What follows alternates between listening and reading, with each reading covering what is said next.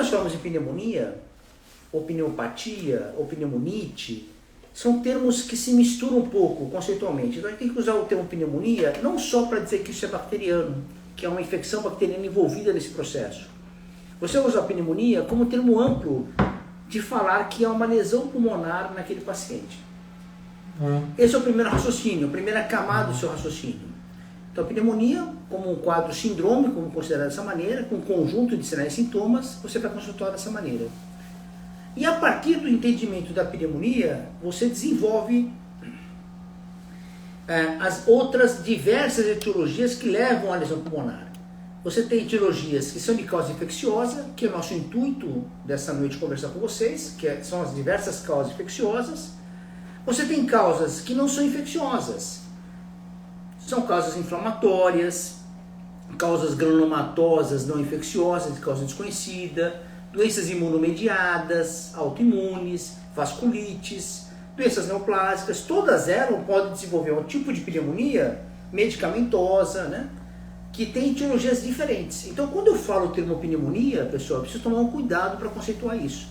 É claro que no dia a dia do nosso trabalho, a gente acaba conversando com um colega ou outro, uma pneumonia está causada por certo agente, nós vamos adotar um antibiótico e vai seguir a vida. Mas nós temos que entender que tem diversas causas. Porque senão, a gente vai ver todas as pneumonias e aceitar isso como tudo bacteriano. E na verdade, muitas vezes pode não ser bacteriano. E a gente tem que manejar de uma maneira diferente. Então, essa questão da conceituação da nomenclatura é importante entender.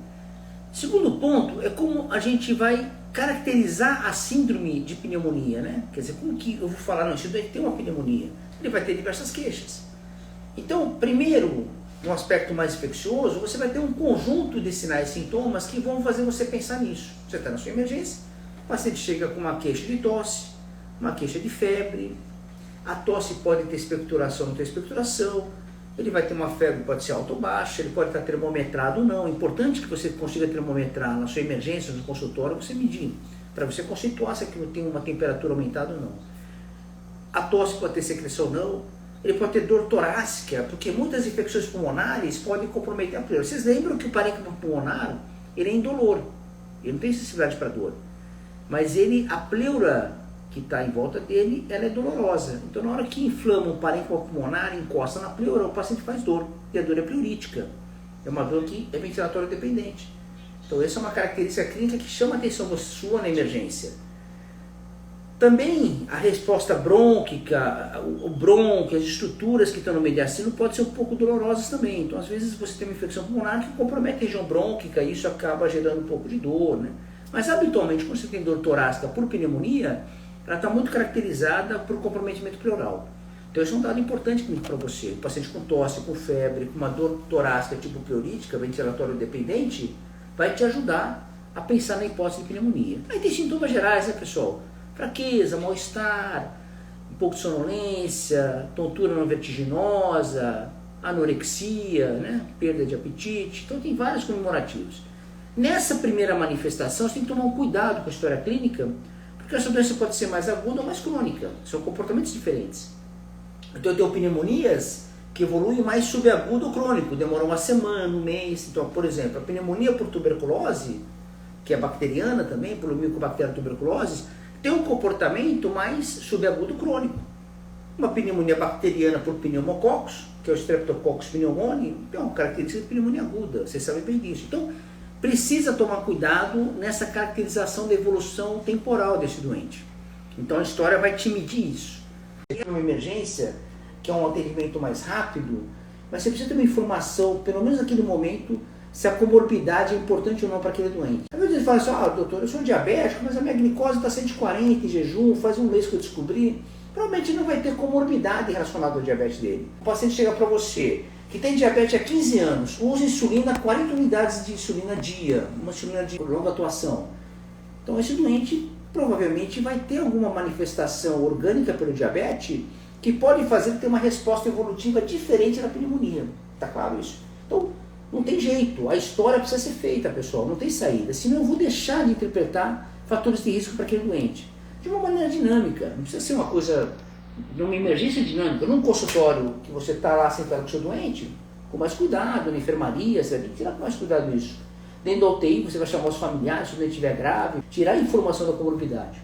Então isso faz parte da conceituação desse doente. Então você está vendo, olha pessoal, nós estamos falando da pneumonia, estamos falando sobre uma manifestação clínica, do seu tempo de evolução que vai diferenciar alguns pontos e das suas comorbidades. Isso tudo está na história ainda. E aí eu vou definir também por onde que ele chega esse doente. Se ele vem da comunidade dele, da casa dele, é uma pessoa que nunca foi no hospital, não estava internado, ele vem da sua casa com essa manifestação clínica para você. Então eu tenho uma pneumonia adquirida na comunidade. Né? Então você tem uma pneumonia adquirida na comunidade, PAC, PAC, que é um comportamento X, comportamento que vai discutir. As pneumonias que o doente está internado no hospital, ele está internado, por exemplo, por alguma razão, teve uma fratura de fêmur, por exemplo, está dentro do hospital e faz uma pneumonia no hospital. Então, a pneumonia nosocomial ou pneumonia hospitalar, pode acontecer, pode. E um doente que está internado já grave, numa UTI, por exemplo, tem um politrauma, um acidente, ele está entubado por isso, lesão pulmonar, lesão óssea, e assim, abdominal, ele está entubado na UTI e faz uma pneumonia. Então, pneumonia associada à ventilação mecânica dentro da UTI. Então, a maneira como o doente vai se comportar do ponto de vista de epidemiologia, de ambiente da comunidade que ele vem, ou do hospital, ou da UTI, ou o que seja, você vai ter comportamentos de manejo diferentes. Então, esse é outro ponto que precisa estar na sua mira, no seu raciocínio, no seu entendimento daquele doente. Então, eu estou falando tempo de evolução, agudo, subagudo, crônico. Eu estou falando do comportamento das comorbidades desse doente, eu estou falando do local que esse doente chega, né? Se ele vem de comunidade ou não vem. Então, isso são dados que são importantes na sua avaliação.